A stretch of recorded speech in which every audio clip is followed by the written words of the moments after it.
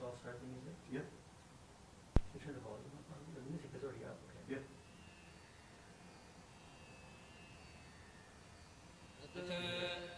एकादशोऽध्यायः अर्जुन उवाच मदनुग्रहाय परमम् गुह्यमध्यात्मसंज्ञितम् यत्त्वयोक्तम् वचस्तेन मोहोऽयम् विगतो मम भवाप्ययौ हि भूतानाम् श्रुतौ विस्तरशो मया त्वत्तः कमलपत्राक्ष माहात्म्यमपि चाव्ययम् एवमेतद्यथात्तत्त्वम् आत्मानम् परमेश्वर द्रष्टुमिच्छामि ते रूपम् ऐश्वरम् पुरुषोत्तम मन्यसे यदि तच्छक्यम् मया द्रष्टुमिति प्रभो योगेश्वर ततो मे त्वम् दर्शयात्मानमव्ययम् श्रीभगवानुवाच पश्य मे पार्थरूपाणि शतशोऽथसहस्रशः नानाविधानि दिव्यानि नानावर्णाकृतीनि च पश्यादित्यान् वसून् रुद्रान् अश्विनौ मरुतस्तथा बहून्यदृष्टपूर्वाणि पश्याश्चर्याणि भारत इहैकस्थम् जगत्कृत्स्नम् पश्याद्य सचराचरम् मम देहे गुडाकेश यच्चान्यद्द्रष्टुमिच्छसि न तु माम् शक्यसे द्रष्टुम् अनेनैव स्वचक्षुषा दिव्यम् ददामि ते चक्षुः पश्य मे योगमैश्वरम् सञ्जय उवाच एवमुक्त्वा ततो राजन् महायोगेश्वरो हरिः दर्शयामास पार्थाय परमम् रूपमैश्वरम् अनेकवक्त्रनयनम् अनेकाद्भुतदर्शनम् अनेकदिव्याभरणम् दिव्यानेकोद्यतायुधम् दिव्यमाल्याम्बरधरम् दिव्यगन्धानुलेपनम् सर्वाश्चर्यमयम् देवम् अनन्तम् विश्वतोमुखम् दिवि सूर्यसहस्रस्य भवेद्युगपदुत्थिता यदि भासदृशी सा स्यात् भासस्तस्य महात्मनः तत्रैकस्थम् जगत्कृत्स्नम् विभक्तमनेकधा अपश्यद्देवदेवस्य शरीरे पाण्डवस्तदा ततः स विस्मयाविष्टः हृष्टरोमा धनञ्जयः प्रणम्य शिरसा देवम् कृताञ्जलिरभाषत अर्जुन उवाच पश्यामि देवांस्तव देवदेहे सर्वांस्तथा भूतविशेषसङ्घान् ब्रह्माणमीशम् कमलासनस्थम् ऋषींश्च सर्वानुरगांश्च दिव्यान् अनेकबाहूदरवक्त्रनेत्रम् पश्यामि त्वाम् सर्वतोऽनन्तरूपम् नान्तम् न मध्यम् न पुनस्तवादिम् पश्यामि विश्वेश्वर विश्वरूप किरीटिनम् गदिनम् चक्रिणम् च तेजोराशिम् सर्वतो दीप्तिमन्तम्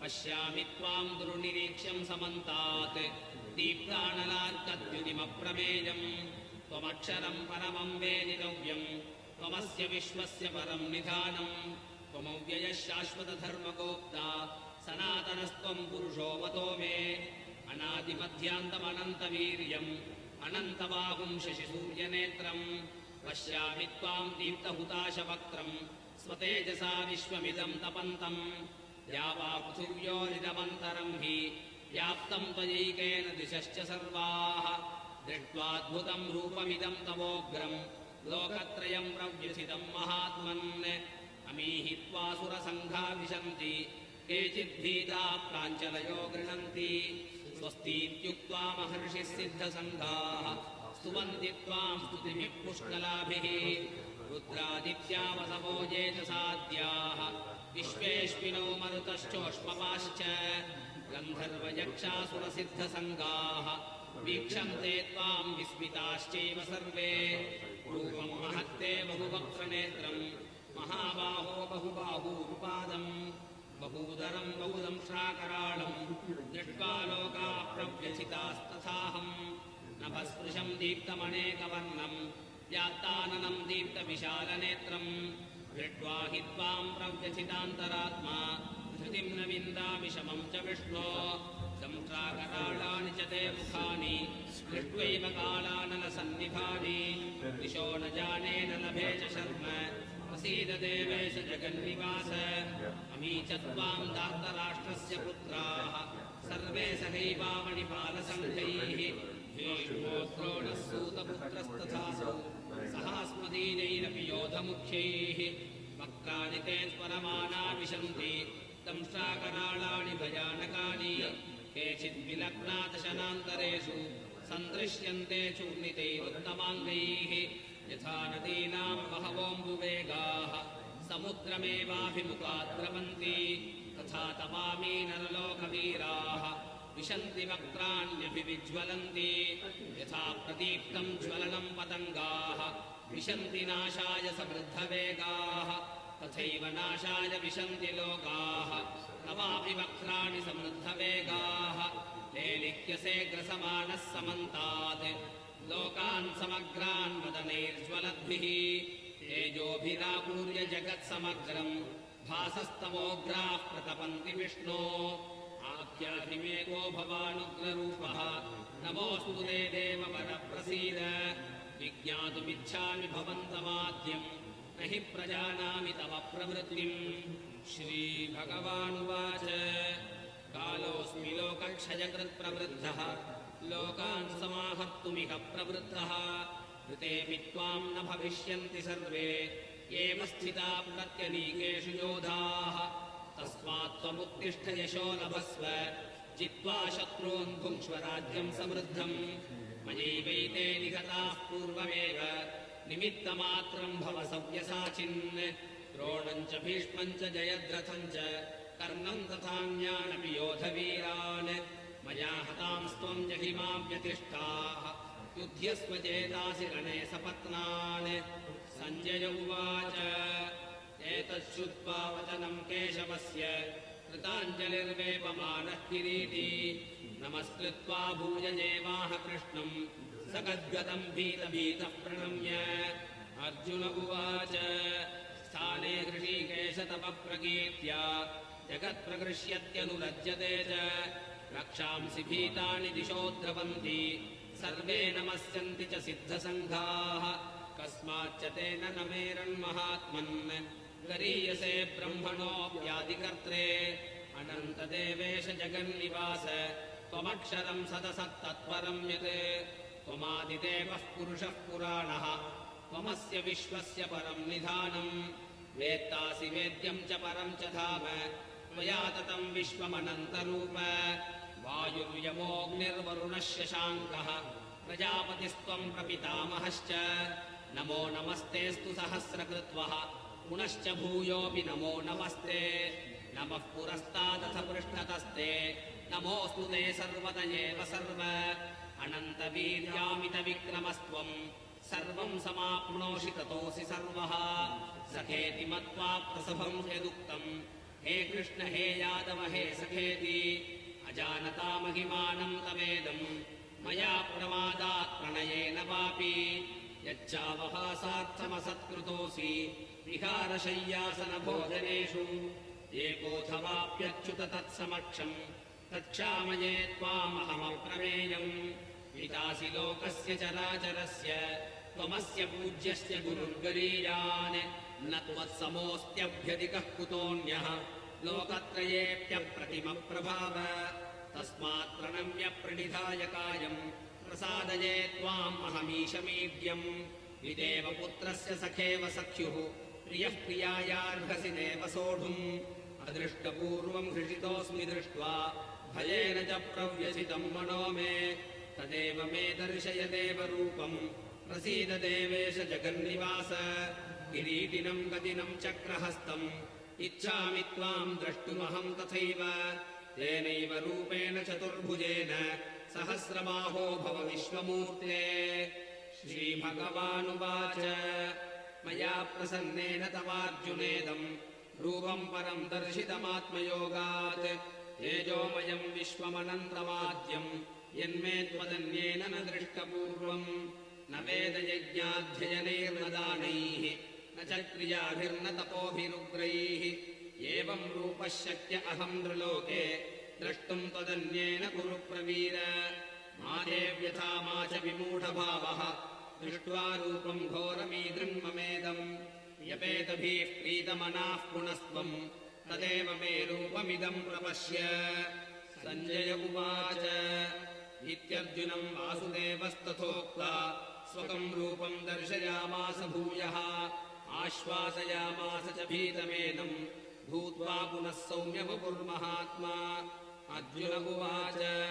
दृष्ट्वेदं मानुषं रूपं तव सौम्यं जनार्दन इदानीमस्मि संवृत्तः सचेताः प्रकृतिं गतः श्रीभगवानुवाच सुदुर्दर्शमिदं रूपं दृष्टवानसि यन्मम देवा अप्यस्य रूपस्य नित्यं दर्शनकाङ्क्षिणः नाहं वेदैर्न तपसा न दानेन न चेज्यया शक्य एवं विधो द्रष्टुं दृष्टवानसि मां यथा भक्त्या त्वनन्यया शक्यः अहमेवं विधोऽर्जुन ज्ञातुं द्रष्टुं च तत्त्वेन प्रवेष्टुं च परन्तप मत्कर्म कृन्मत्परमः मद्भक्तः सङ्गवर्जितः निर्वैरः सर्वभूतेषु यः स मामेति पाण्डव ॐ तत्सत् इति श्रीमद्भगवद्गीतासु उपनिषत्सु ब्रह्मविद्यायां योगशास्त्रे श्रीकृष्णार्जुनसंवादे विश्वरूपदर्शनयोगो नाम 11ोऽध्यायः।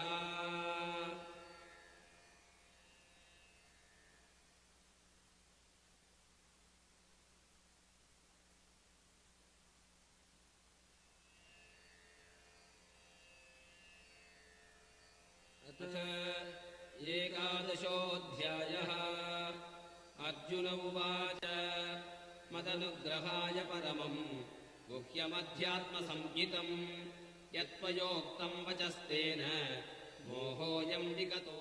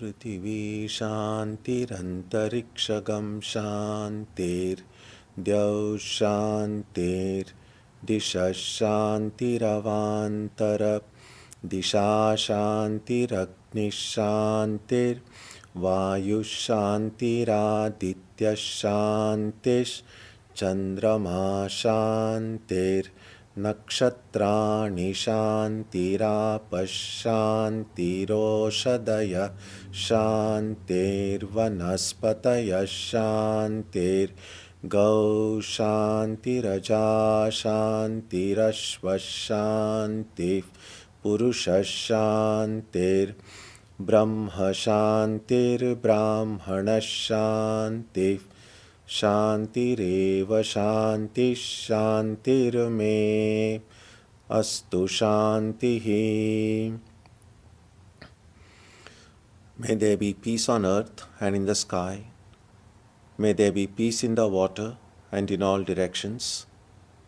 May there be peace in the plants, in the trees, and in animals. May there be peace in the hearts of all beings. May there be peace in everyone and in everything.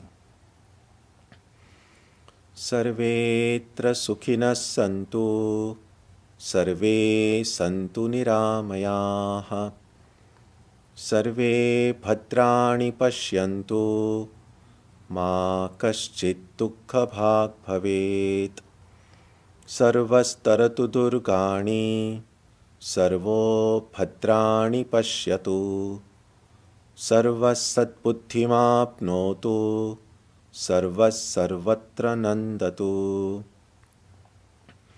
May all be happy and healthy. May all see what is good, and may no one experience misery. May all overcome their obstacles and acquire good tendencies. May people everywhere find joy and fulfillment.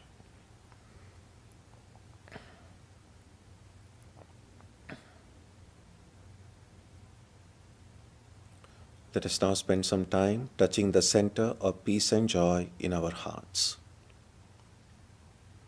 A good way to begin the practice is to withdraw the scattered energies of the mind and bring them to rest on one point. That point can be our own breathing. Let us therefore practice breathing with awareness. As we breathe in, let us visualize that our body and mind are being filled with love, strength, and compassion.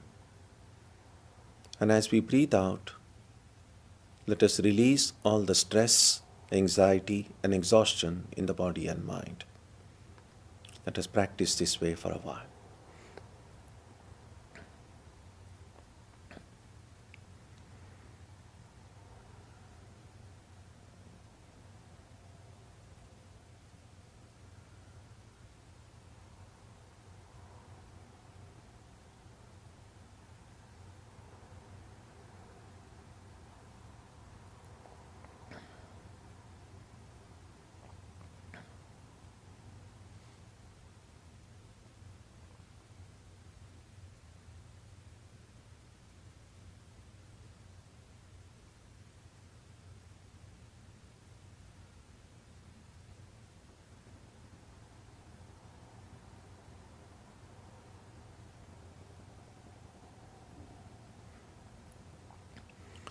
Let us now turn our attention to the region of our heart. Although God is present everywhere and in everyone, the divine presence can be felt most clearly in our own hearts. We can meditate in any way we have been taught. To remain focused, we can take the help of a short mental prayer or a mantra or a divine name. Let us now spend some time dwelling on the presence of God in our hearts.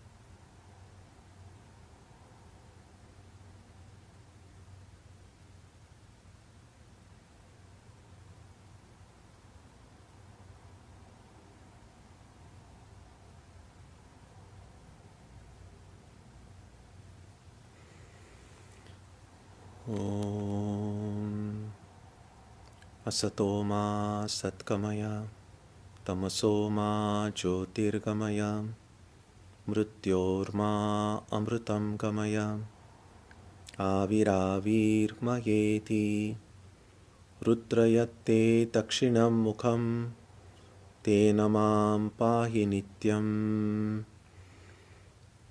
May the Divine lead us from the unreal to the real, from darkness to light, from death to immortality. May the Divine consciousness fill our hearts and protect us.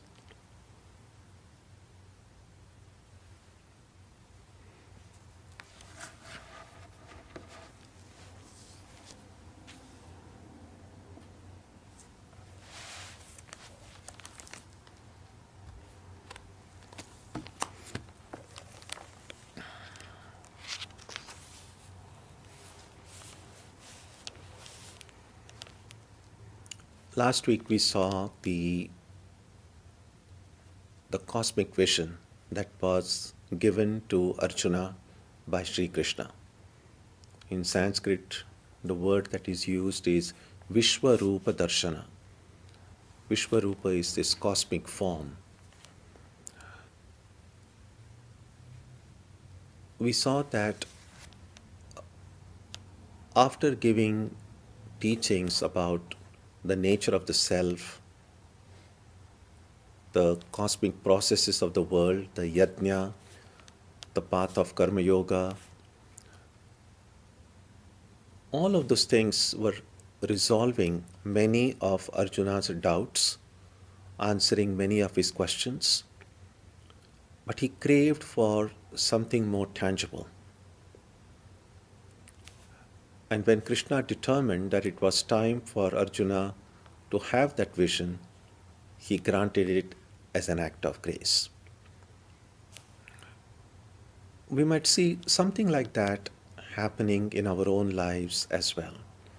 As we take up spiritual life seriously, start reading books, listening to lectures, reflecting, having conversations with our friends, many of our doubts will get resolved, questions will get answered, some new questions will arise, some new doubts will arise.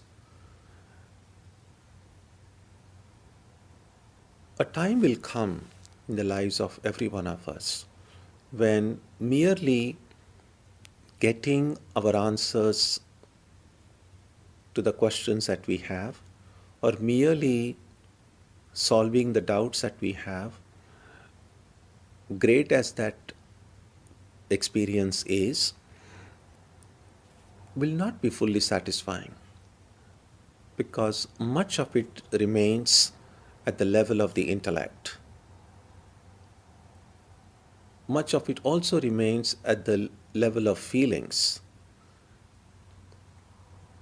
But all of us, we need something deeper than merely the intellectual or the emotional level. And that is when we crave to have the actual experience of the divine in some form. And that's why, as spiritual seekers, as students of the Gita, if we have our own devotional practice, we can ask that question to ourselves, that through all of our readings, through our daily japa and meditation, when I sit for my prayer, when I sit for my meditation,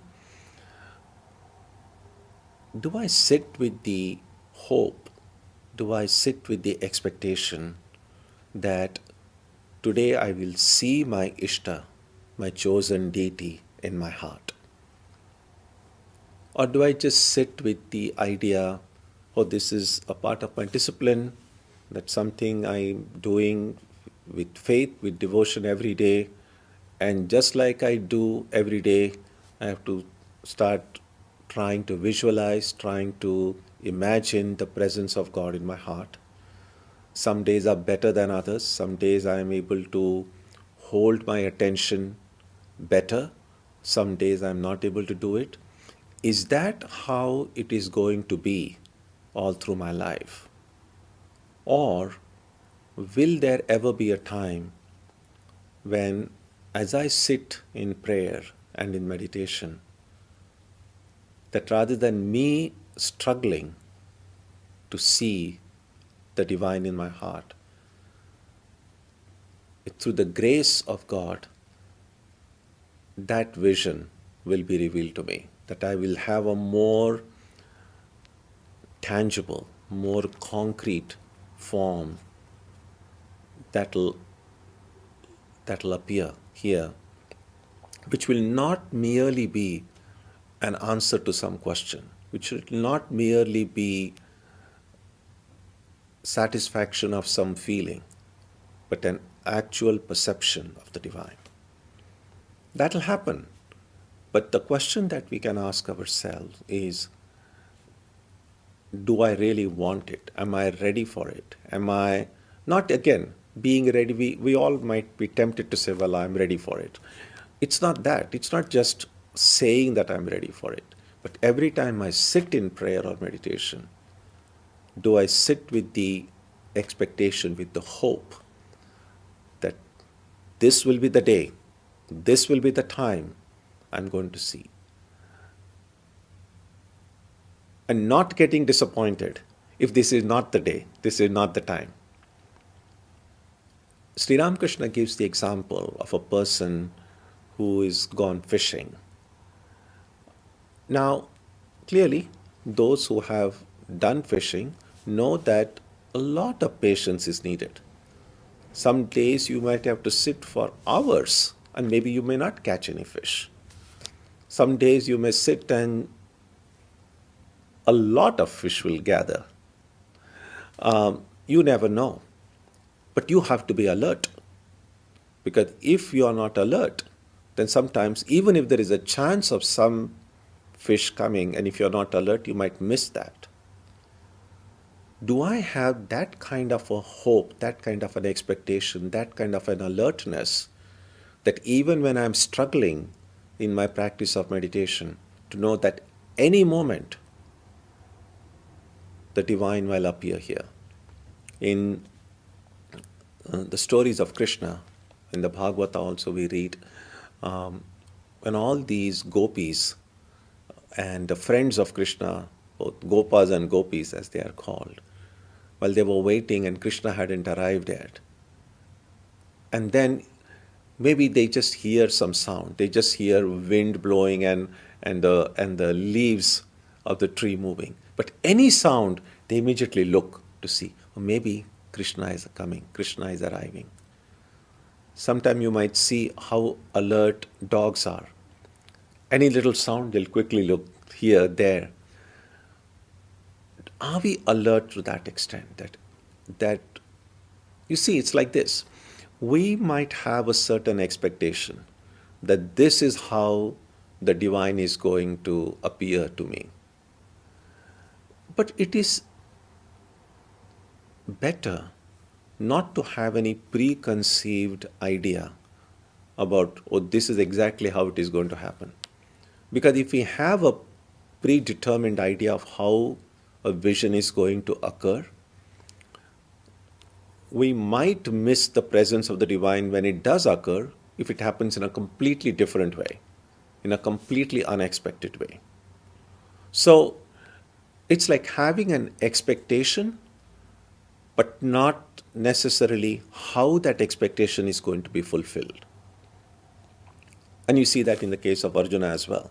So he prayed to Krishna to show himself, to show that Ishvara form.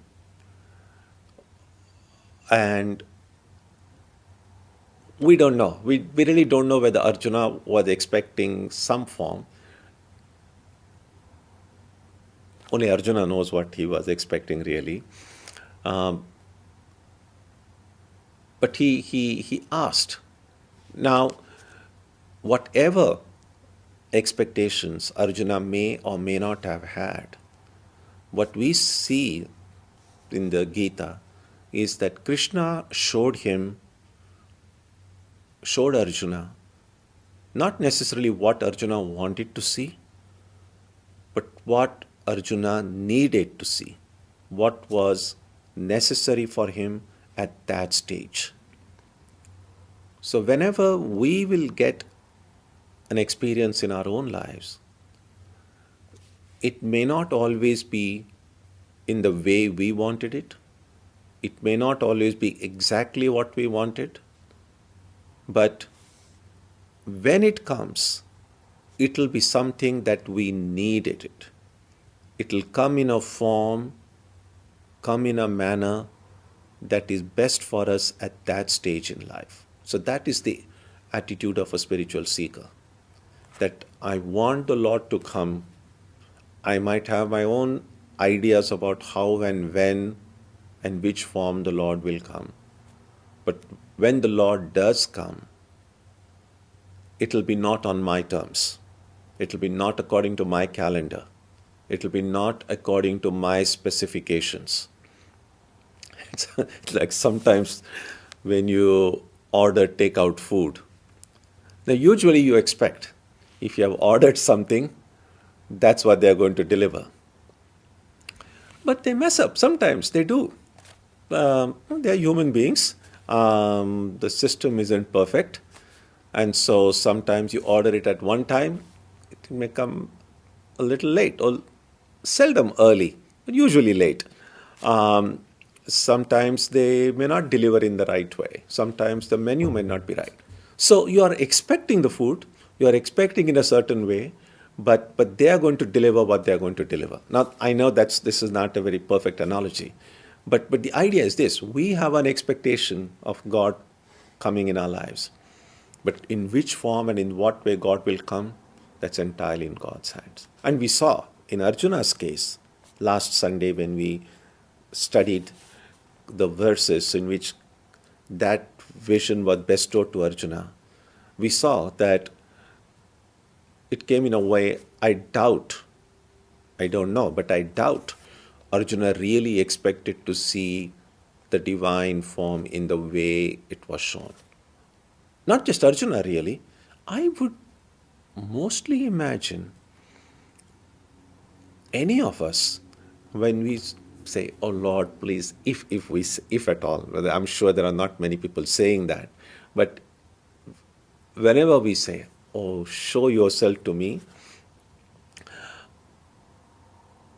I think most of us are wanting kind of a benign, kind, loving, affectionate form of the divine coming.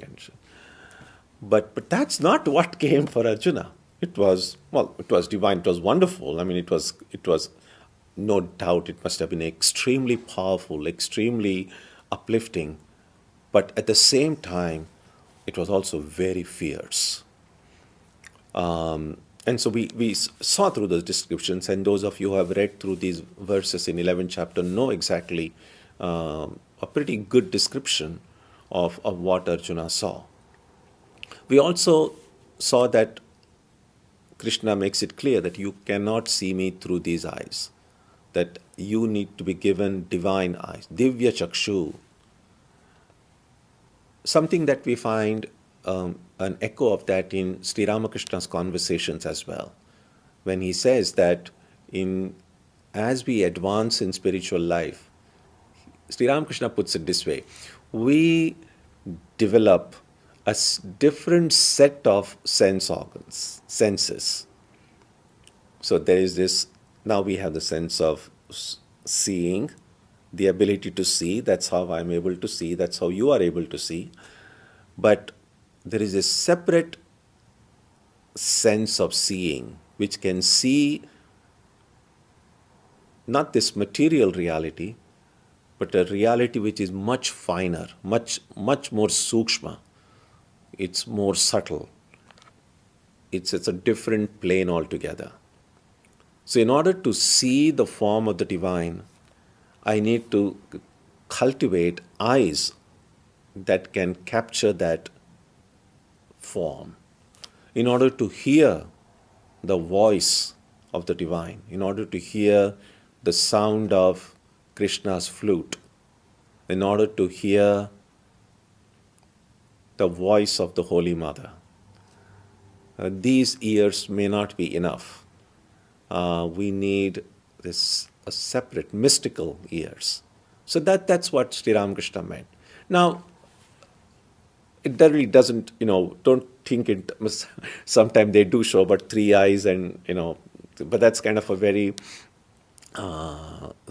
oversimplified way of signifying that there is some superhuman powers are involved there.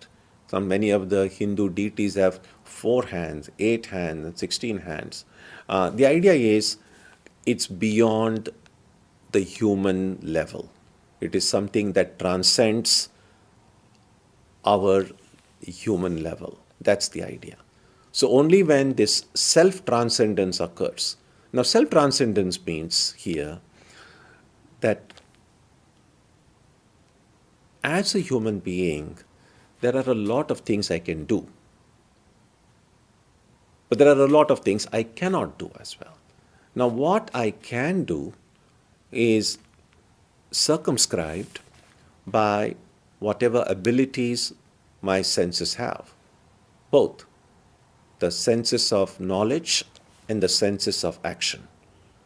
They are called Jnanendriya, sense of knowledge, Jnana Indriya, Jnanendriya, senses of knowledge, and Karmendriya, senses of action.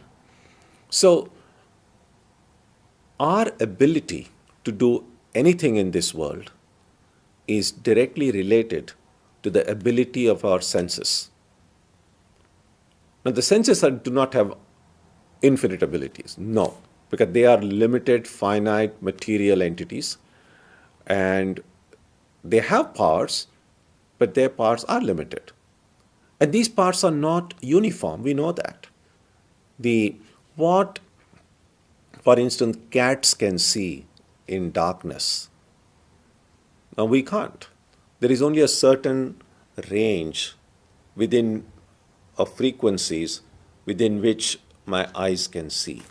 There is only certain range of frequencies among the sound frequencies that my ears can hear. So anything above or below that range, I won't be able to see or I won't be able to hear. They say that a dog's sense of smell is several thousand times more than the human sense of smell. So we know that the senses do not have infinite capacity, and neither do all living creatures have the same ability.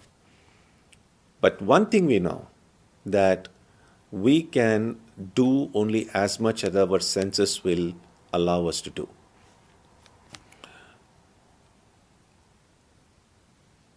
And because the divine transcends the senses, the divine cannot be grasped, cannot be understood, cannot be known through the mind. The senses cannot see it, the senses cannot touch it, and so on. Which is why we need a separate set of senses. There's kind of a metaphorical use of saying that we need to transcend our present human limitations in order to see the divine.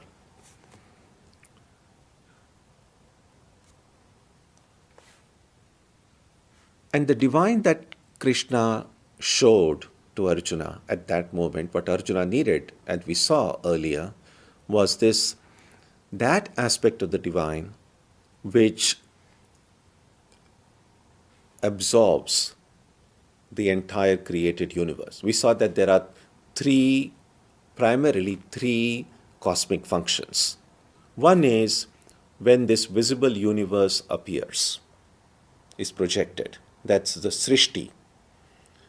The second is after the universe appears, it is sustained, it is maintained, it thrives, it moves, it lives, it nourishes. So that part is called Sthiti.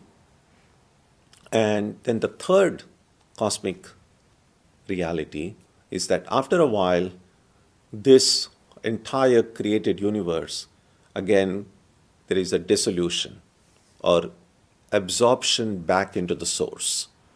Sometimes they just call it destruction because things as they appear now no longer appear in that way.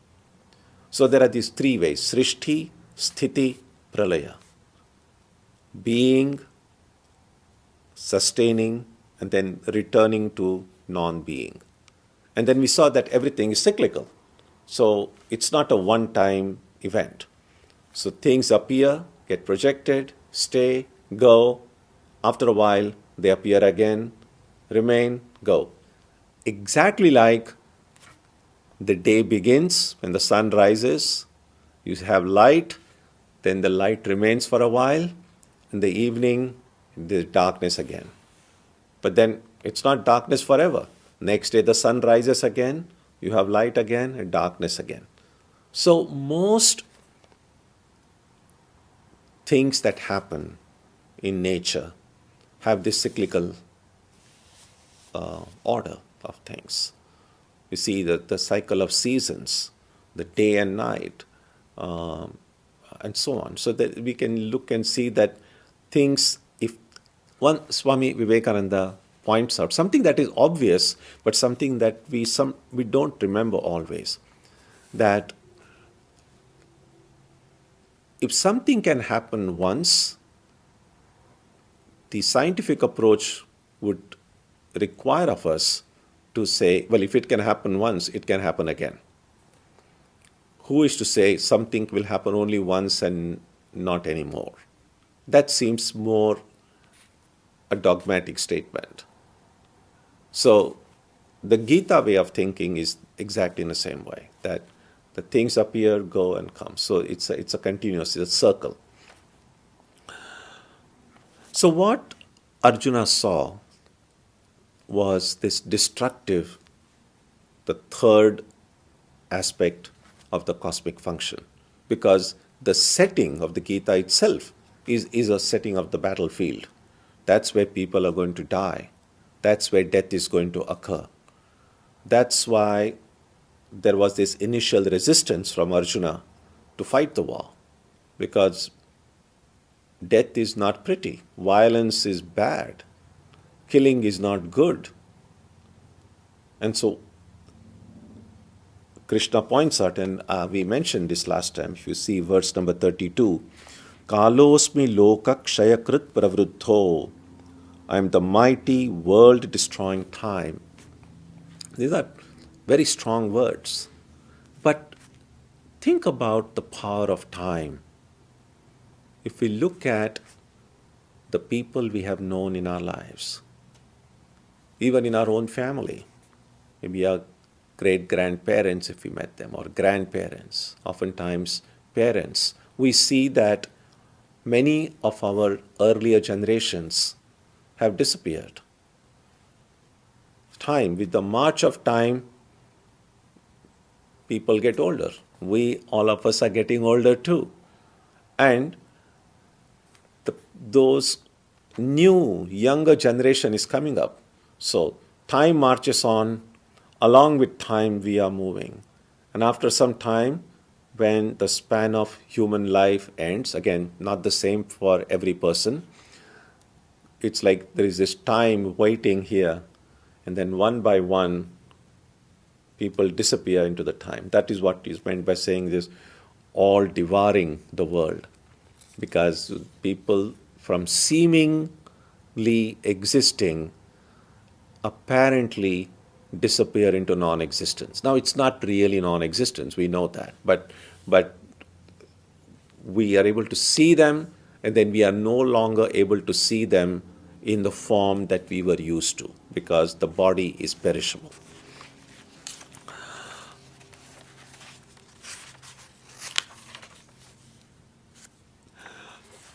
So as Arjuna is seeing this form and being awed by it, being overwhelmed by it, being a little bit terrified by it as well. So it's kind of a mixture of emotions. But among the things that he says, look at verse number 38. Let me read the verse. Tvamadideva purushah puranaha tvamasya vishvasya param nidhanam vettasi vedyam cha parancha dhama tvaya tatam vishvamananta rupa. Thou art the primal Deva, the ancient Purusha. Thou art the supreme refuge of this universe. Thou art the knower and the one thing to be known. Thou art the supreme goal. By thee is the universe pervaded, O boundless form. The different ways of affirming that you are the only reality.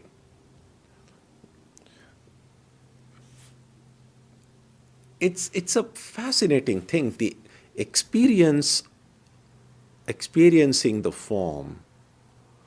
And even when Arjuna is saying these things, there is an absence of ego there. So it's like this. Well, the fact that Arjuna is seeing it and expressing his feelings, describing what he is seeing, just seems like there is a duality. Well, here is just Arjuna who is seeing the cosmic form. But what he's really saying is that you are the only being. You are the only thing to be known. You are the only knower. So the knower is the only, the Lord is the knower, and in the Lord is the known.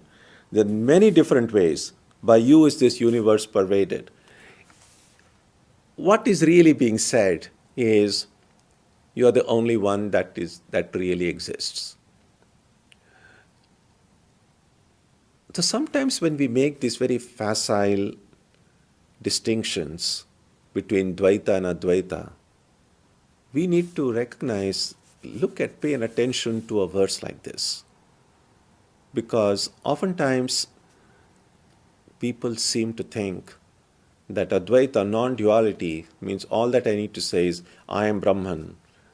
No forms, no nothing. And that's true. That is one way non-dualistic practices have occurred. What is not often recognized, that even in a vision like this, when there is a form involved, there is someone who is seeing that form, there is someone who is describing their feelings, their emotions. But what they are actually experiencing at that moment is not that, oh, here I am describing how I'm seeing you. This I is completely gone. So even for a bhakta, even for a devotee, there will be moments when only the divine remains in the field of awareness. A non-duality is reached without necessarily affirming it. A bhakta may not go on saying, oh, everything is one. That's not the language a devotee uses. A devotee will always say, I am the servant of the Lord. I am a child of the Lord. Lord is everything. That's the language a devotee will use. But even in a bhakta's spiritual journey, there will be moments when this I completely disappears and only the Lord remains. And if only the Lord remains and the I is absent, in what way is that different than from the mind or the perception of someone on the path of knowledge for whom all external forms have disappeared, only the self remains? In either case, only one has remained. In someone who follows a path of looking upon the reality as beyond form and beyond qualities, will simply refer to it in the student of the Gita, the Upanishads, as the Atman or Brahman. A bhakta will see it in the form of Krishna or Shiva. Well, Shivaratri is coming up this week. Shiva or Vishnu or Ramakrishna or Buddha or Jesus. But when they have an experience, whether it's of this self or of this divine, there will be moments when everything will disappear and only one will remain. So this non-dual experience can come through either of those paths. And that's why I said we have to be careful to not to use this term Dvaita and Advaita in a very simplistic terms. Because the experience, to think about it this way, in some sense, and I know this is going to sound funny, but in some sense, every experience is non-dualistic. Even a materialistic experience is non-dualistic. Think about it this way. When you are drinking coffee, and I know people do multitasking, they're drinking coffee, they're listening to news, they're watching television, and we say, well, that's clearly a very dualistic thing happening. But if you're just sitting there with coffee and truly enjoying that coffee, and there's nothing going on. You are just relishing that coffee. That moment when you are that freshly roasted and ground coffee, that is now there on the tip of your tongue, and you're just relishing it. So that moment when you have that taste of coffee in your mouth, that is a very non-dualistic thing, because you will be able to enjoy your coffee to the fullest only when you are not thinking of anything else at that moment. Otherwise, simultaneously you're doing a bunch of other things, you're still drinking coffee, you won't be able to enjoy it as much. So if you want to enjoy it fully, you have to become one with that coffee experience to some extent. And that's true for everything. Even the studies that a student does, even the cooking that you do, even the work that you do at your workplace, if you become one with your work, with whatever activity I'm engaged in, no matter how important it is or how unimportant it is, if I can become one with it for that moment, for that time, the quality of my work, the quality of my experience will become 1,000-fold better. Even when we brush our teeth, if we just pay full attention as the brush moves over every tooth and every nook and corner of your mouth, if you're paying full attention, first, you will enjoy your brushing. It won't be a boring daily chore as some people think it is. And even better, the teeth will become cleaner. You'll just feel better afterwards. So that's the practice.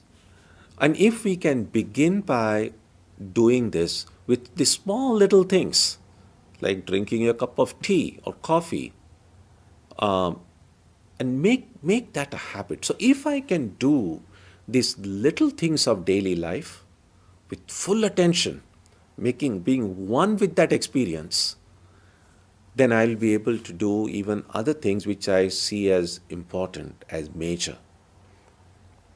And I'm not just talking about the work that we do at the workplace.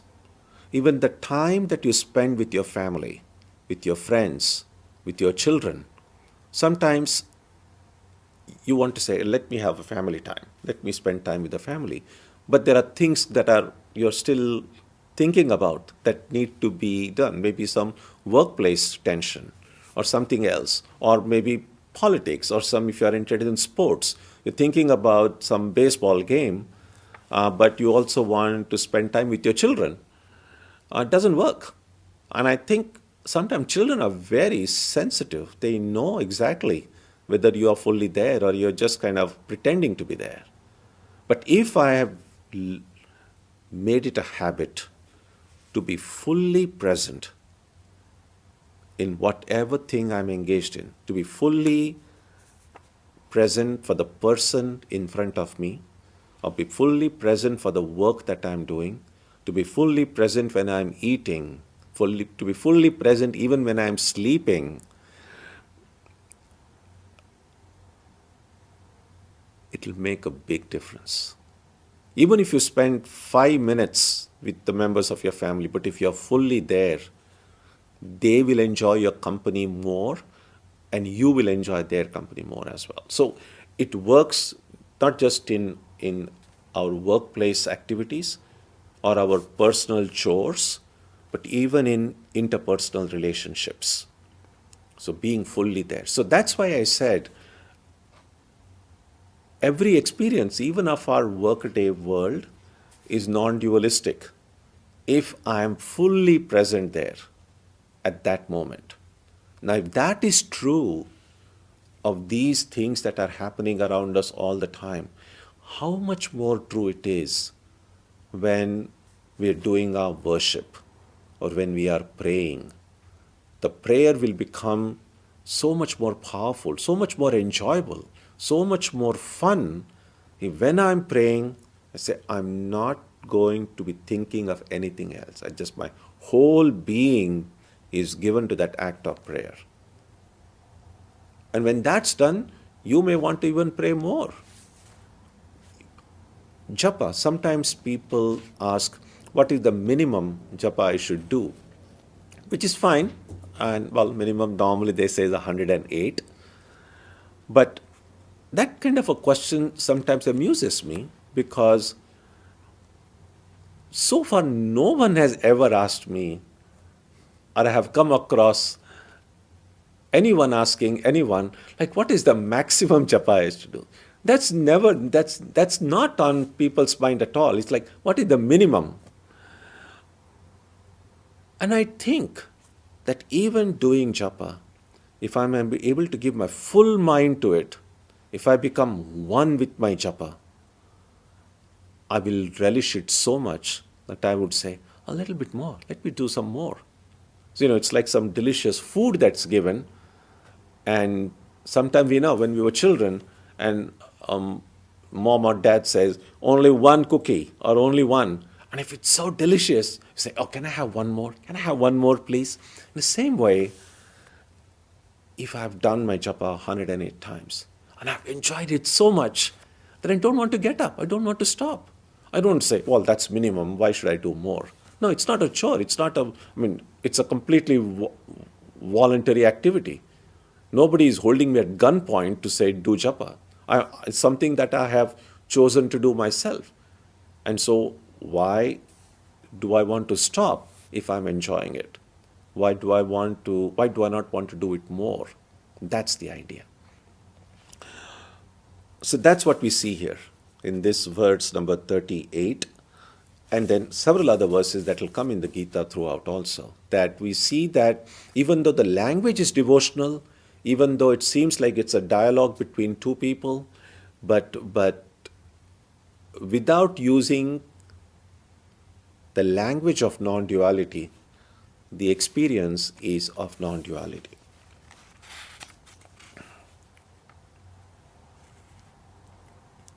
Look at verse number 40. Namah purastat atha prushtataste namostute sarvata eva sarva ananta virya mita vikramastvam sarvam samapnoshi tatosi sarvaha. Salutation to thee before and behind, salutation to thee on every side, O all. Thou infinite in power and infinite in prowess, pervadest all, wherefrom thou art all. Exactly the same way, that you are everything. You are behind, you are ahead, you are at the side, you are everywhere, and you are in everyone. And this language is not different at all from some of the Upanishads which say the Atman is behind, the Atman is in front, the Atman is everywhere. Exactly the same way.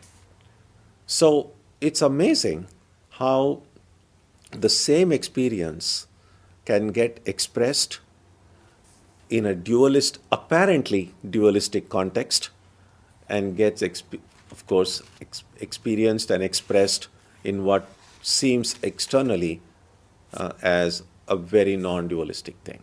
So we have to, going forward, it will be helpful whenever we use the word Dvaita and Advaita to not just think in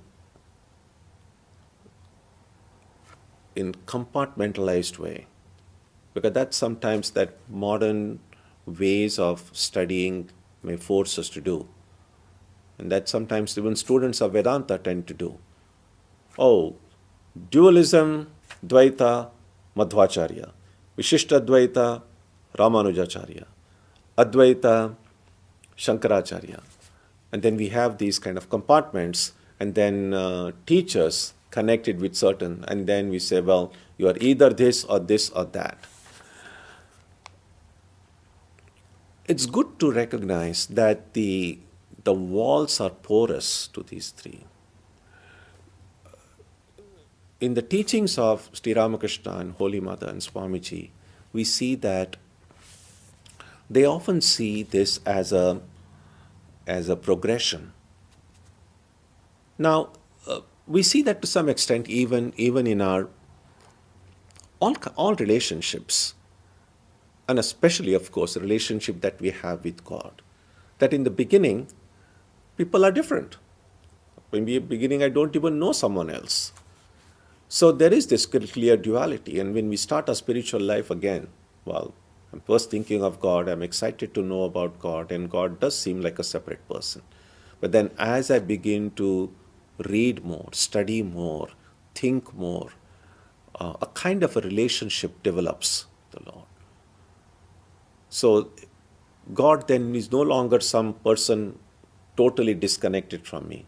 There is some kind of a relationship that can be forged through my feelings, my emotions, or it could be purely intellectual, but in some way I feel connected with the divine. And when that connection is established, at some point the two begin to come closer and closer and closer and closer. So until they come so close that it's difficult to distinguish one from the other. So it's possible to see this as a progression from dualism to non-dualism, with this intermediate stage, sometimes called as qualified non-dualism or Vishishta Advaita. Now, this way of describing it seems tilted in favor of non-dualism, because it just seems like, well, non-dualism is the highest. And so it feels as if this structure was designed by non-dualists. So it's like, well, okay, we are accommodating these others, but like this is the highest. And so the times in which we live, people are suspicious about everything. So it's just like, oh, these non-dualists want to put themselves on top, and that's why they have kind of created this way of thinking.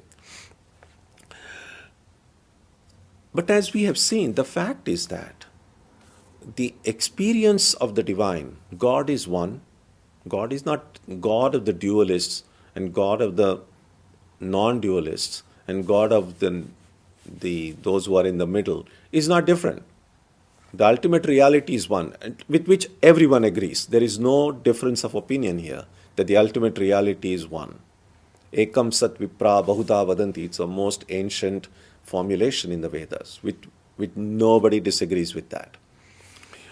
What disagreement there is about how that divine appears to us.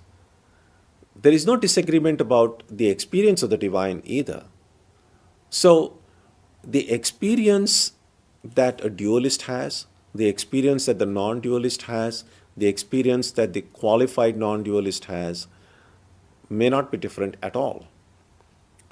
But when you come from that level of experience to expression, there's going to be difference.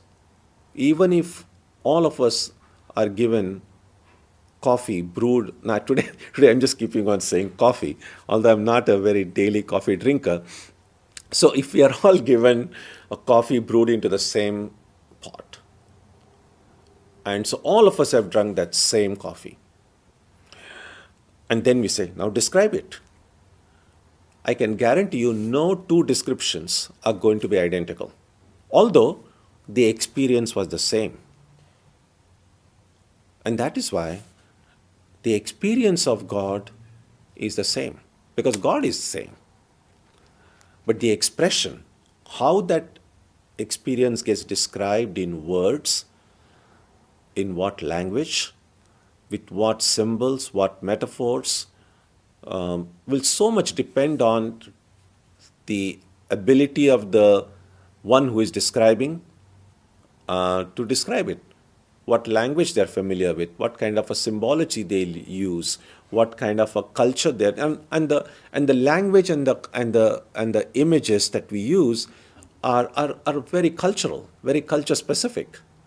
And so it's possible to see that these great religious traditions that have come throughout history in different parts of the world, and the great illumined ones that have come in all of these different traditions in different parts of the world at different points in history, that it's possible that those whom we see as enlightened ones that their experience was not necessarily different, but it's this expression of their experience has taken different forms. And so the differences that we see are in the expression, not in the experience itself. It's worth reflecting on. And the more we try to see it in this way, the differences in the world will not produce fear or suspicion or feelings of superiority or inferiority. There will be no need to condemn anyone. There will be no need to fight with anyone. It's just that, well, you are seeing things in one way, I'm seeing it in a different way. If we disagree, the disagreement is on the way we are describing it. The disagreement is not about God, because God is one. So this is one way of looking at it. Clearly, this is not the only way. And even when you describe it in this way, surely there will be people who find it, this way of thinking, problematic. There's not going to be any description which will not be contested, and which is good. People are different. People think differently. So there's never going to be any one way which will be universally be accepted. So what I try to present before you now is just one possible way when we try not to see these different, what gets called as systems of philosophy, as Advaita, Vishishta Advaita, Advaita, as some three schools, never agreeing, always in tension, always fighting with one another. That's not necessarily the way we need to look at them. Same is true with different religions, which, as I've said, could be just different expressions of that one truth, that one reality. So this will be one possible way Vedanta students can try to negotiate diversity. I'll just conclude by mentioning the Vedanta Pandit under whom I had a chance to study in Chennai many years ago.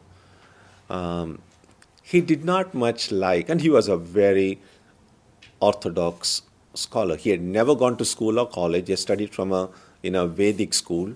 So as much as it is possible to remain untouched by modern systems of education, he was. And so I take his view as the kind of whatever we mean by traditional view. And again, the traditional view, that statement really doesn't mean much, because we arbitrarily decide at what time in history tradition kind of remains fixed and say, well, that is traditional, and everything after that arbitrary time period is non-traditional. Well, who decides which point in history will be traditional? So the word traditional is problematic in many ways. But I just wanted to mention one thing. So he did not so much like the use of the way say, well, this is Shankara's philosophy, or this is Ramanuja's philosophy. And so I remember one day, so he was giving a class only to monastics. It was not like a general public class. And so he said, so when one amongst us mentioned, oh, this is according to Shankara, now this is according to Ramanuja, and that's how we tend to see in modern times. And so he said, no, it's not according to Shankara. That's according to the Upanishads. So he says, there is no such thing as Shankara's view or Ramanuja's view. That's what the Upanishads are saying. And so what he said was, when Shankara read the Upanishads, this is what he saw there. Maybe when Ramanuja read the same Upanishads, what he saw might be different. The way he expressed it may be different. But that is not Shankara's view. That is not Ramanuja's view. That is what the Upanishads are saying. So, again, this could be semantics, but to give you a taste about how some scholars have seen this negotiated these differences in philosophies or in religious traditions. So a lot of different ideas and issues we got a chance to, I got a chance to air today. And if some of these ideas make you reflect and think, and if you have any comments or questions and thoughts, feel free to share it in the chat box, and then we can take a look at them after about 5 minutes. Om Jananim Saratam Devim Ramakrishnam Jagadgurum Padapadme Tayo Shritva Pranamami Muhurmuhu.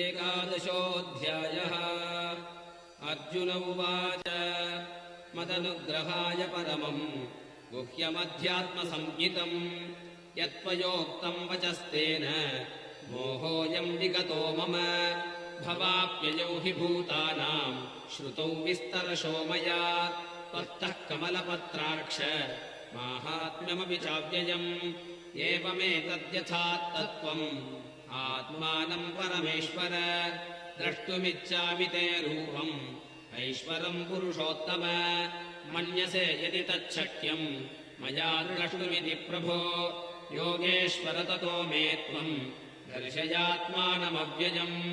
श्रीभगवानुवाच पश्य मे पार्थरूपाणि शतशोऽथसहस्रशः नानाविधानि दिव्यानि नानावर्णाकृतीनि च पश्यादित्यान् वसून् रुद्रान् अश्विनौ मरुतस्तथा बहून्यदृष्टपूर्वाणि पश्याश्चर्याणि भारत इहैकस्थम् जगत्कृत्स्नम् पश्याद्य सचराचरम् मम देहे गुडाकेश यच्चान्यद्द्रष्टुमिच्छसि न तु माम् शक्यसे द्रष्टुम् अनेनैव स्वचक्षुषा दिव्यम् ददामि ते चक्षुः पश्य मे योगमैश्वरम्।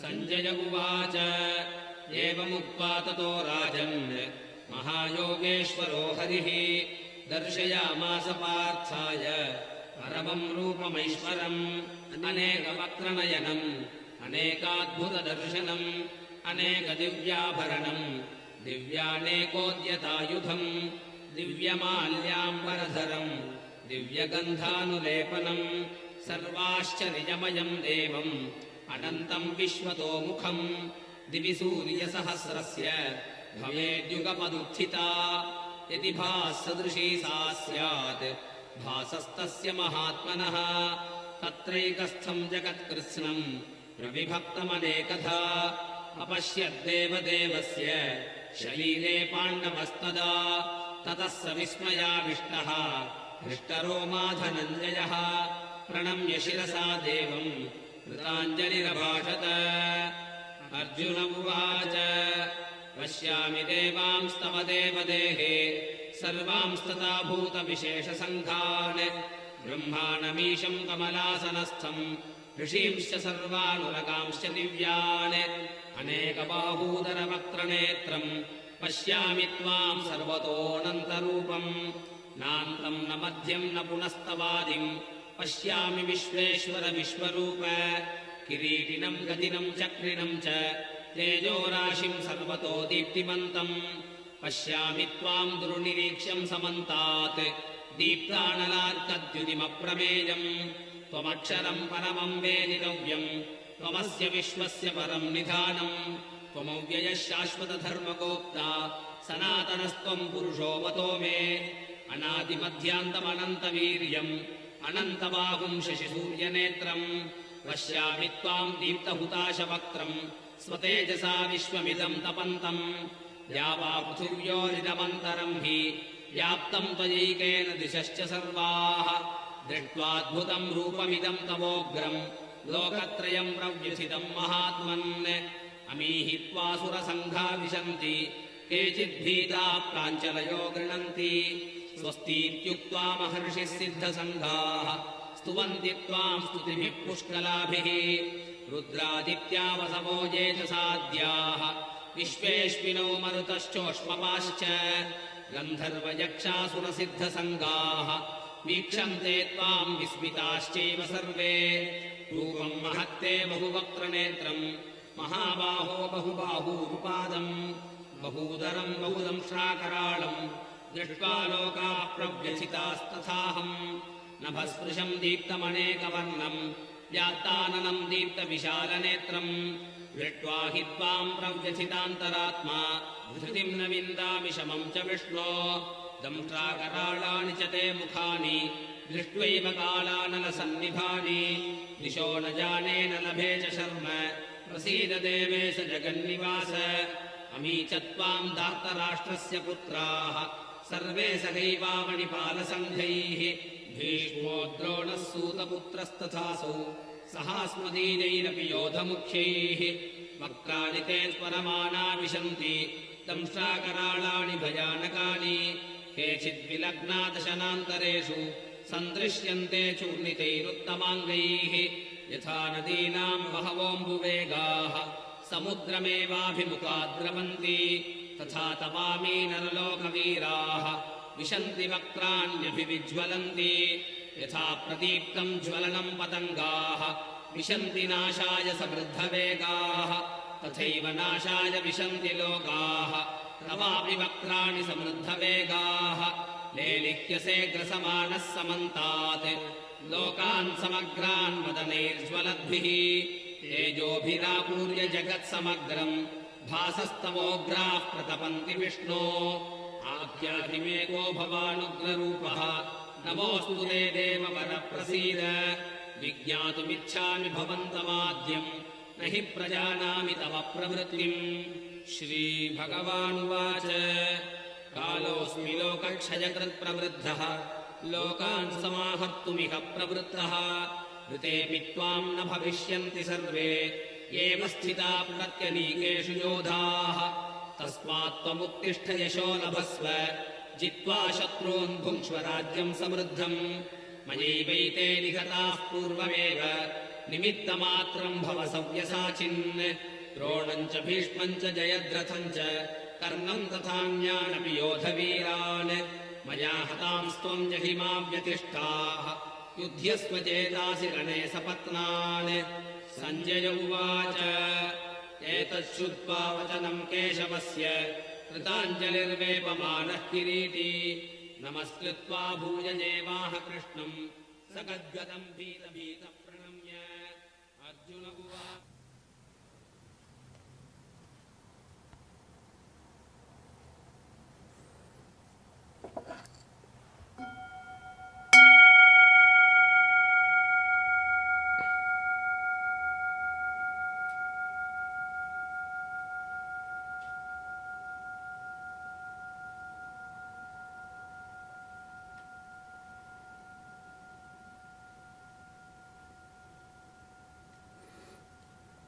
Let's take a look at the questions.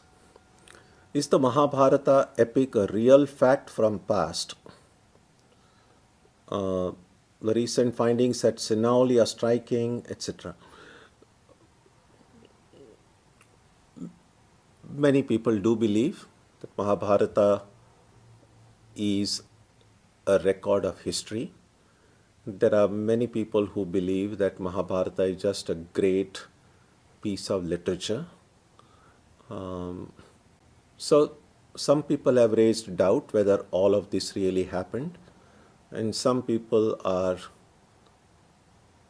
adamant that it really happened. And then there are many others who say, what does it matter?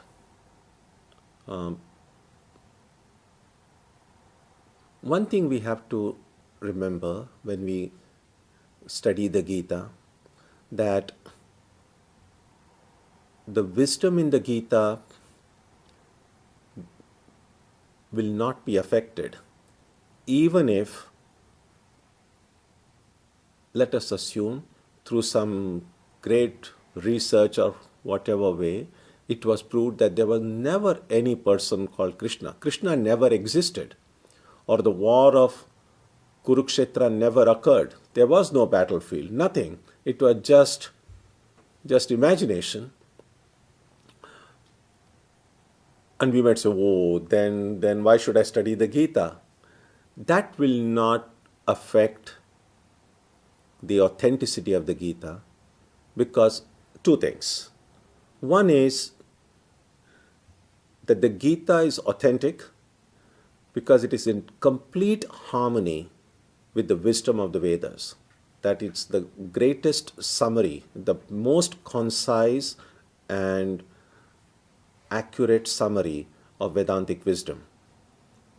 And so long as it is that, its power will remain unchanged, whether or not any of the personalities mentioned in the Gita were a part of history or not.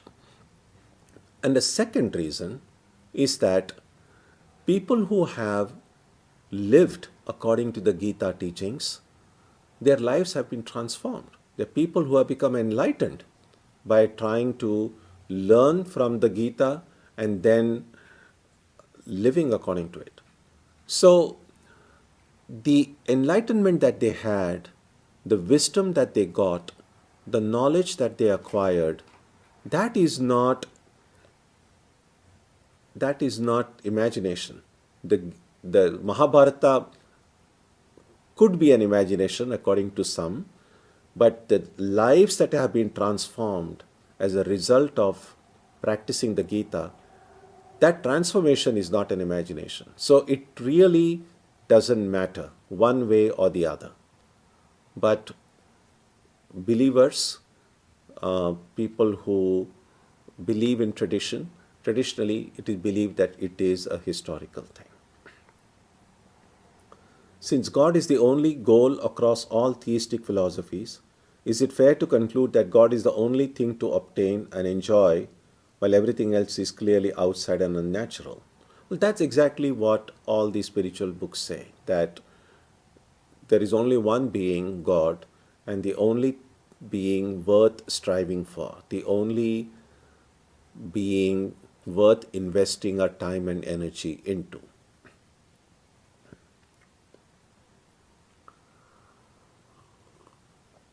I've spoken so much about coffee, but this is not coffee, it's just hot water.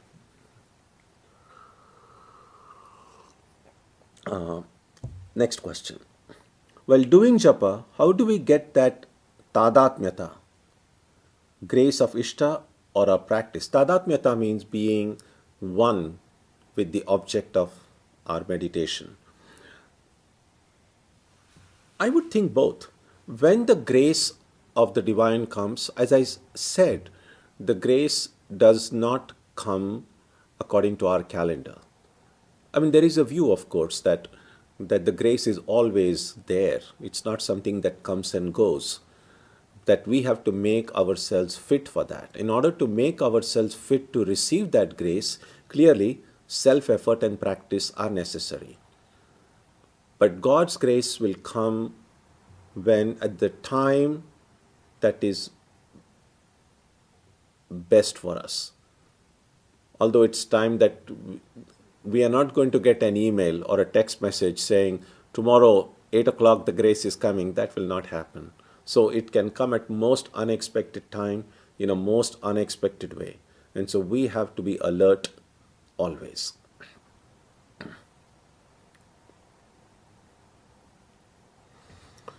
Next question. Is the experience of a dualist, such as a vision of the goddess, the same as the vision of a non-dualist who sees everything as one? Now let me clarify. I'm not saying that every experience of everyone is exactly same. That is not what I said. What I did say is that there will be moments in our experience when only the one reality remains. It's like when you are doing puja. When you sit for doing puja, you are aware that you are doing puja. You are aware of all the puja articles around you. There is this flowers and sandal paste and fruits and incense, and then there is the deity on the altar. You are aware of all these things. But when I begin doing the puja with faith and devotion, and my mind gets completely absorbed into the puja activity, then gradually this sense of that I am doing the puja, that I disappears. And the more I remain focused on the puja itself, everything else will gradually disappear. So even in what seems externally as a dualistic worship, there will be moments. It's not like the entire worship will be a non-dualistic experience. That's not what I'm saying. But when my mind becomes one with that activity, there will be moments when only one entity will remain. As in the case of a bhakta, that entity will be the divine being. In the case of a jnani, these are the kind of distinctions we tend to make, that one entity will be the self. So one could be apparently an objective way of looking at the divine, and the other is a subjective way of looking at the divine. But the subject-object relationship, the subject-object distinction disappears when the mind becomes completely focused. So concentration is from where all experience comes. Next.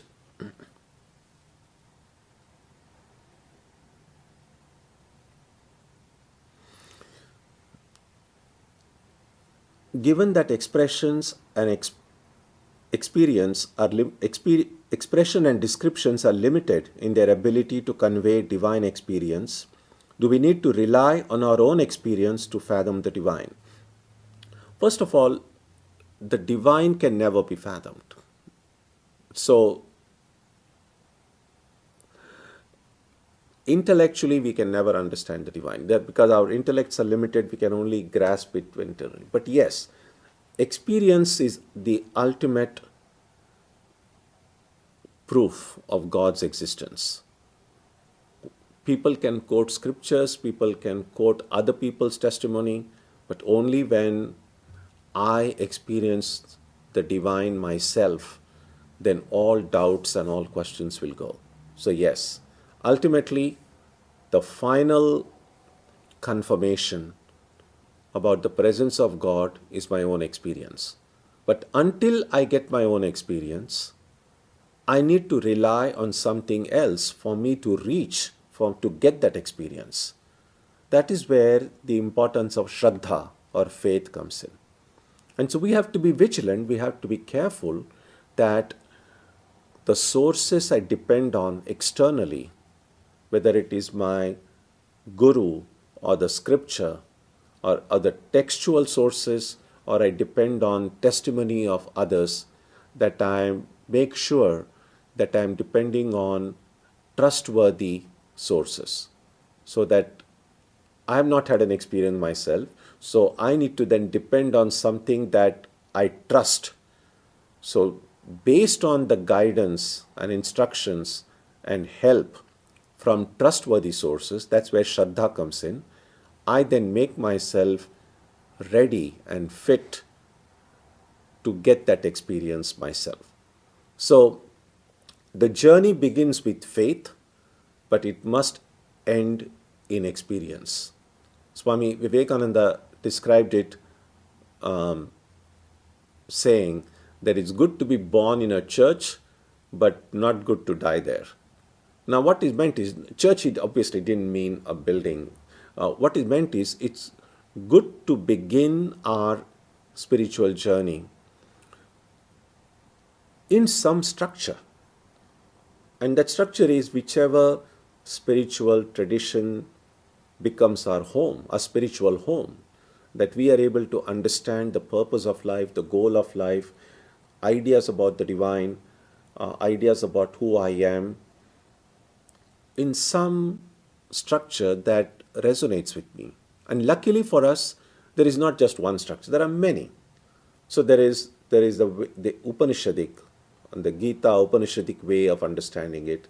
Then there is the way, for instance, in the Bhagavata, which many Vaishnavas will follow. So that is another way of understanding the same about the purpose of the world, the goal of life, and so on. Then clearly, and then the different religious traditions. There is the different structure in the Islamic tradition, in the Jewish tradition, in the Christian tradition, in the Buddhist tradition. So these are all different structures, different frameworks. And it's good because people are different.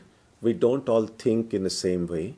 So it's good that if one structure doesn't meet my needs or doesn't resonate with me, I have several others to see who say, yeah, this one will, something else will make sense to me. Now I can hold on to that structure and continue my spiritual journey, and a time will come when I'll directly experience the divine. When I experience the divine, I'm no longer limited to that structure. So all these labels, whether a person is a non-dualist or a dualist, or a person is a Hindu or a Muslim or a Christian or a Jewish, or all these labels are fine. But once I have a direct experience of that divine, then it really doesn't matter whether the labels remain or don't remain. They can remain, they are not like causing you any trouble, but internally at least the person has outgrown all labels. That's the idea. So ultimately, yes, it's a good question. Our own experience is the ultimate proof of everything. Next question.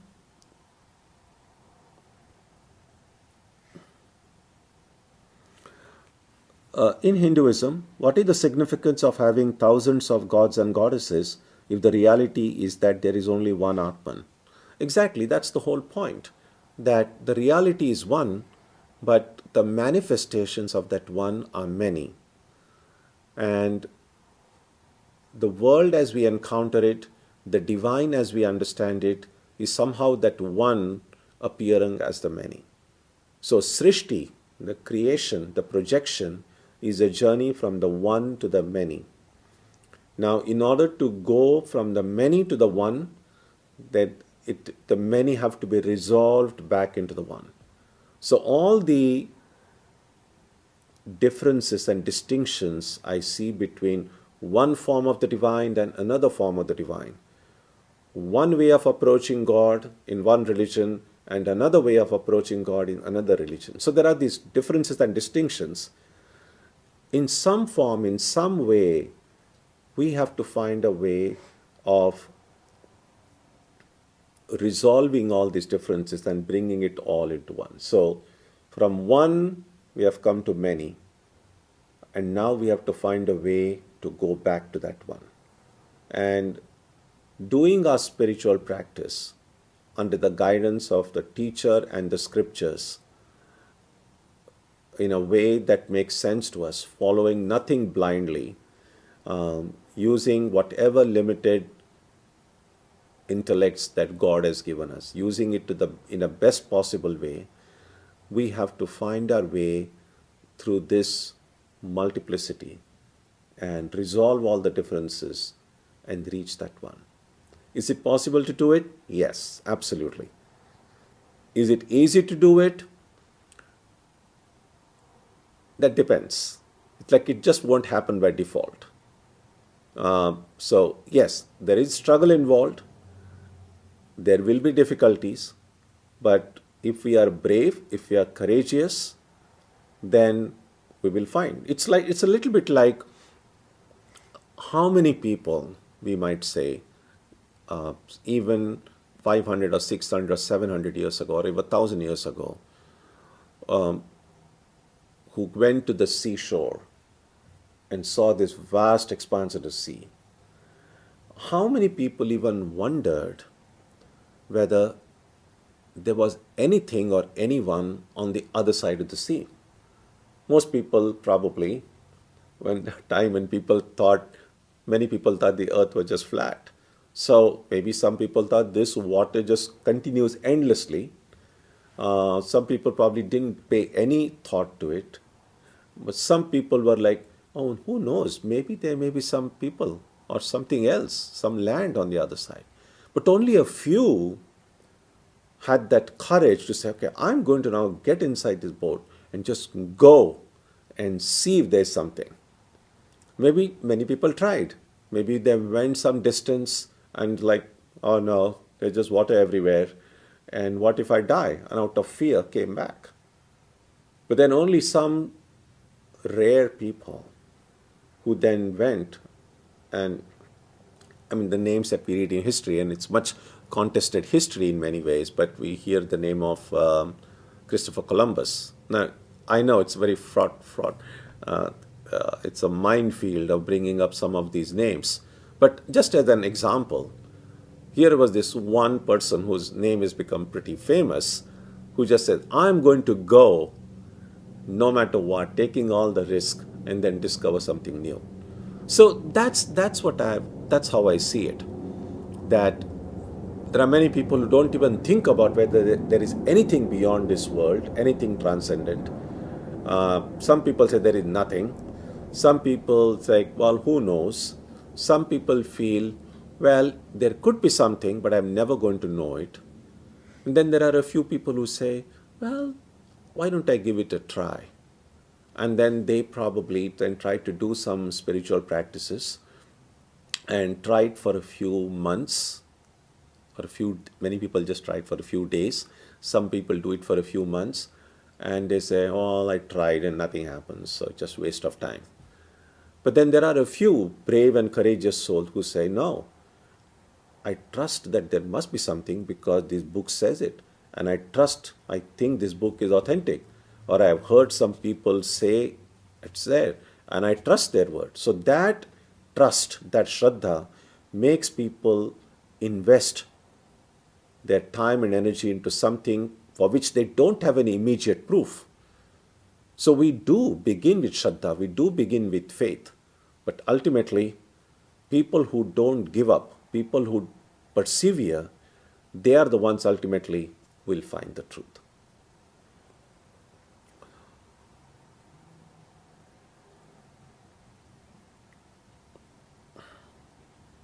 Next question.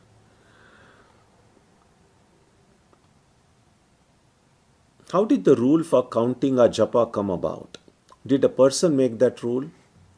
We don't know, but it seems very ancient. The rule for counting, probably I don't know exactly whether you mean the number that is to be counted, that the minimum that is 108 times it has to be done, the way the rosary is turned in order to repeat God's name. Now, we don't know exactly when these rules were made or who made them. What we can be fairly certain about is that very likely there wasn't any committee appointed to make these rules. I'm sure that these evolved over time, and because these instructions came from people who were enlightened, who had experienced God, that is why this tradition, this rule has survived to this day. Because for anything to survive for such a long time, it has to come from a truly authentic, powerful source. And that power, that authenticity, can come only through direct experience with God. So that's how it is seen. That it is not some arbitrary number or an arbitrary way. Somebody just sat one day and said, okay, let's do it that way. I don't think it happened that way. Next.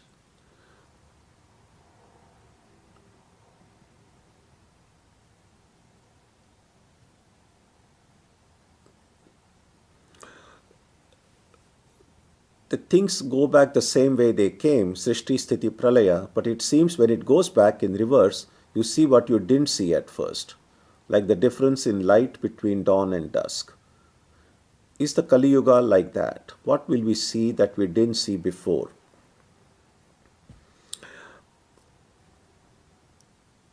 I would think that it is better not to prejudge what we are seeing. It is good to keep an open mind and be ready to see what we see, because there is no guarantee that it will be the same blueprint for everyone.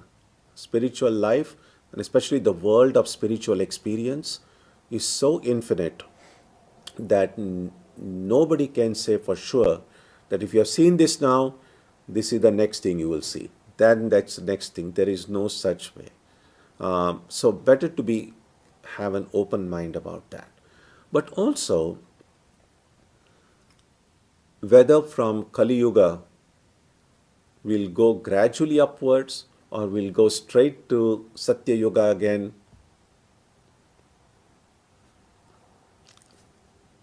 I do not know. But what I do know, or at least what I can suggest, is not to think of these yugas in external terms. Normally when we think about Kali Yuga, the present age, because our all thinking is so much world-based, so to speak, because this seems to be like such a uncontested reality, it's helpful to think of these different yugas as subjective things. That if I'm steeped into worldliness and materialism, I'm in Kali Yuga. But if there is a person next to me who is enlightened, who has experienced God, that person is in Satya Yuga. So we should not think about it in an objective way, that all of us are in the same yuga at the same time. So when contemporaries of Sri Ramakrishna, for instance, I would think that Sri Ramakrishna was in Satya Yuga. And to the extent those around him who are doing their spiritual practices and going nearer and nearer to that truth were in different yugas. And those who are completely steeped into this pursuit of material goals were in this fourth or Kali Yuga. So that's one way of looking at it. Swami Vivekananda once wrote in a letter that from the time Sri Ramakrishna is born, Satya Yuga has started. And that was very puzzling. Then he said, well, the Satya Yuga already started in 1836, then we are already in Satya Yuga.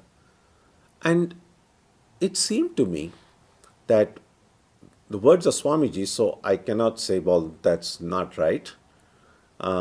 So what did he exactly mean?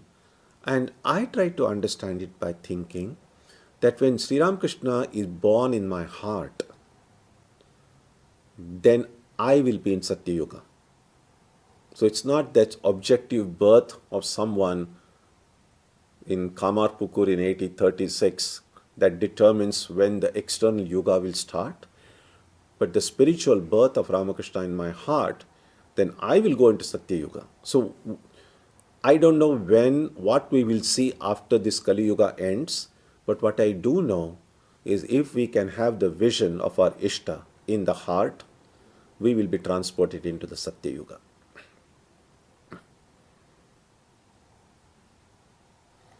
Can we experience both dualism and non-dualism?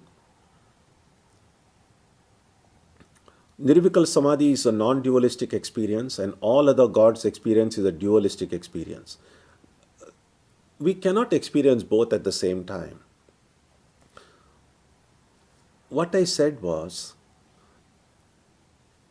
when I am having a vision of God, and while I am having that vision, if I am conscious of the fact I am having the vision of Shiva, then that's a dualistic experience, because in that experience, I am present as much as Shiva is.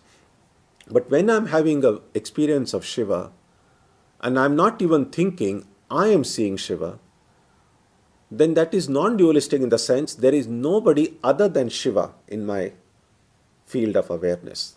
So that's what I meant by saying non-dualistic means no two. So Shiva alone, not even the sense that I am seeing it. Which is why also when we are meditating, it is helpful to not be aware of the fact that I am meditating.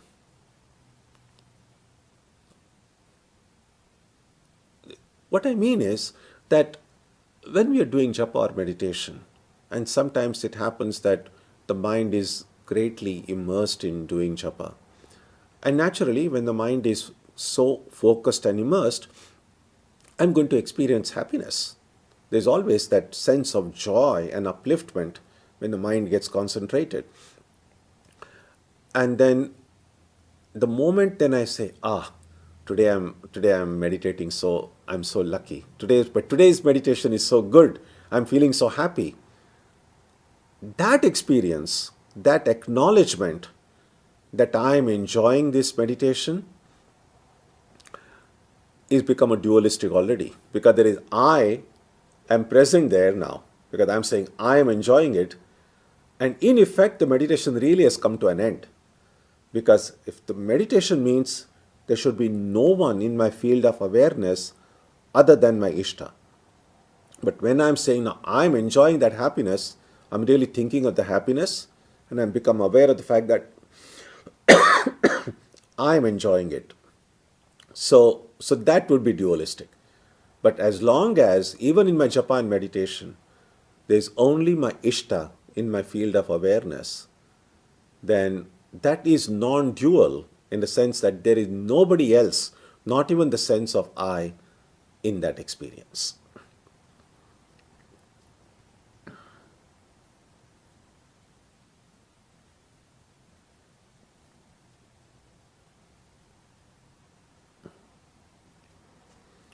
Is there a mantra I can use during japa, as I've never received a mantra diksha from a guru? If one wants to undertake a serious spiritual practice, then it is helpful to receive it from a guru. So I think it will be helpful to find a teacher and request a teacher for guidance, and then do as the teacher says. And sometimes this can be a problem, in the sense that, say, who am I going to approach? Where am I going to find a teacher? It's always helpful to not rush into these decisions, because we know the kind of times in which we live. There may be many people claiming to be teachers, and we don't want to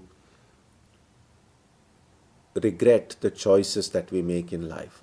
So it's helpful, therefore, to approach a source that is trustworthy, a source that we know is authentic, so that we don't have to regret our things later. So it's good to be careful. It's good to go about a search for a teacher slowly, carefully, mindfully, and once we make a choice, then receive instructions from the teacher.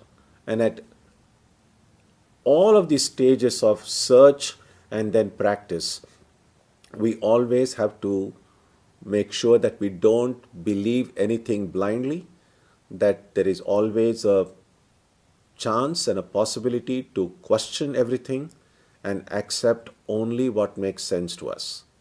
Always retain a freedom, but also make sure that ultimately whatever choice is made, that we have a full faith in that.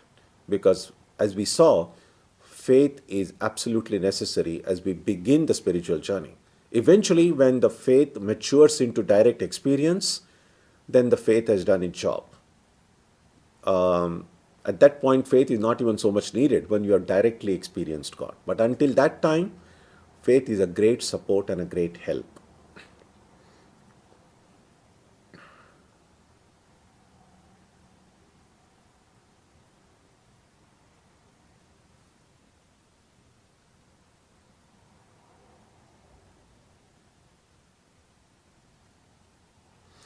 How does Vedanta view the genocidal atrocities that have occurred throughout history?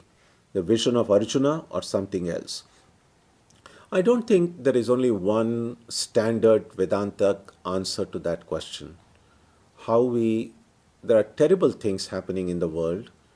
Terrible things have happened throughout history, and terrible things are happening right now in the contemporary world that we live.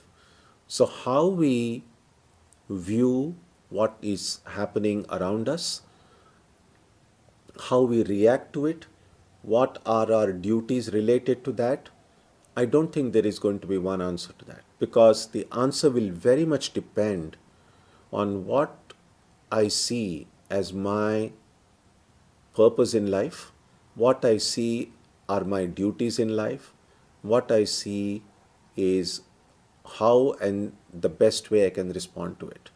In general, I can say is that wherever we see atrocities, every one of us should try as best we can, in whichever way possible, to try to remove pain and suffering, to remove injustice, to restore justice and restore equality. We may not always succeed. Our efforts may not always be perfect, but the sincerity with which we approach that should is what is most important. And as I said, even as there are atrocities going on, there are also people. It's not just terrible things are happening. Good things are also happening. This is what the world is. It's a mixture of good and bad. Sometimes it might seem as if the good is more and bad is less, and sometimes it might be just the opposite. But no matter how and what the state of the world is, a Vedanta student would say, to the extent it is possible for me, I will do everything to remove suffering, to bring happiness to people. That's the way I would look at it myself. So that brings us to the end of today's class. Thank you for all your reflections and questions. So, some very good ways. There are some of the ideas that come up, and it's very enlightening to see that we look at these ideas from different angles, and it helps us understand the subject in a better way. So the coming week, as many of you have seen in the newsletter that you received, we are going to have 2 pujas this week. On Thursday, that is 11th of March, we'll have Shivratri. As we do every year, the Shivratri literally means Shiva's night. Ratri is night. This puja occurs after sunset. In the long elongated form really takes up whole night. We are not going to do that whole night puja. Our puja will be much more condensed. It's an abbreviated version. So the puja that we will have at the center will begin at 6:30. Probably should end around 8:30 or 9, not more than that. It'll be fully online. Things are improving because of vaccinations. We hope that before long it might be possible for us to come together and participate in pujas and programs in person. But it's good not to rush into it. Let's do it when everyone feels safe to gather indoors and pray and meditate and learn together. So luckily we know that this is not indefinite, that things are improving, and so let's hope it occurs soon. So Thursday, Shivratri, 6:30 to 9, streamed live. Just as you are watching the satsang, you can go to that same link and you will find a link for Shivratri as well.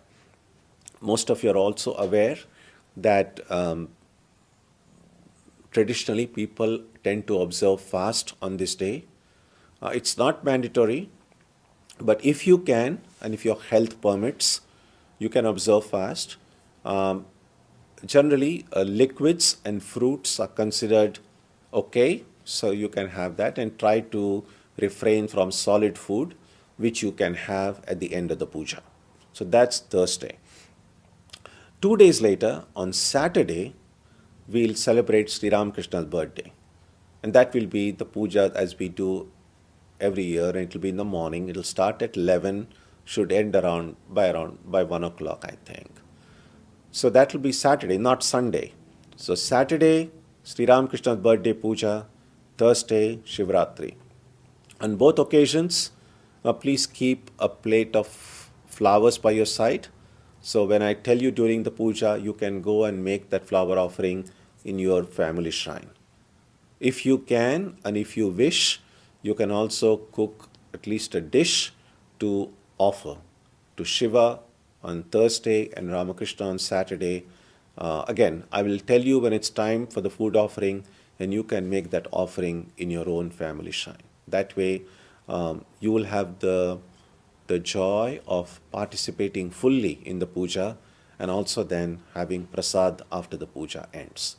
And so because we are having these two pujas on Thursday and Saturday, next Sunday we will not have satsang. So we will now, for the Gita reflection, we will meet 2 weeks from now. So that's the program going forward. So let's conclude with a prayer now.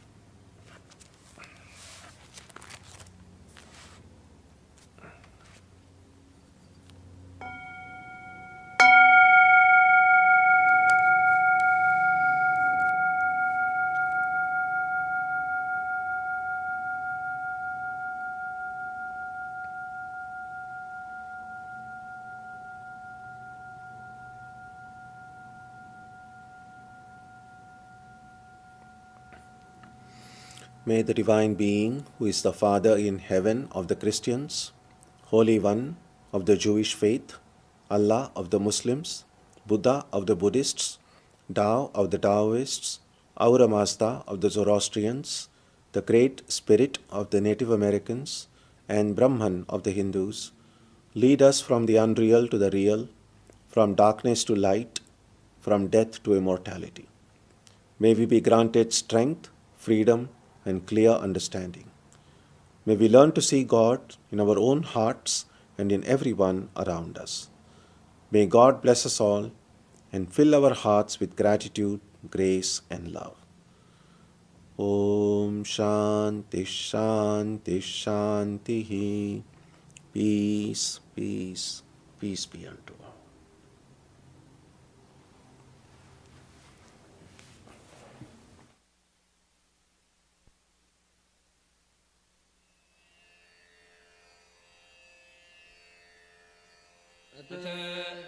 एकादशोऽध्यायः Arjun उवाच मदनुग्रहाय परमम् गुह्यमध्यात्मसंज्ञितम् यत्त्वयोक्तम् वचस्तेन मोहोऽयम् विगतो मम भवाप्ययौ हि भूतानाम् श्रुतौ विस्तरशो मया त्वत्तः कमलपत्राक्ष माहात्म्यमपि चाव्ययम् एवमेतद्यथात् तत्त्वम् आत्मानम् परमेश्वर द्रष्टुमिच्छामि ते रूपम् ऐश्वरम् पुरुषोत्तम मन्यसे यदि तच्छक्यम् मया द्रष्टुमिति प्रभो योगेश्वर ततो मे त्वम्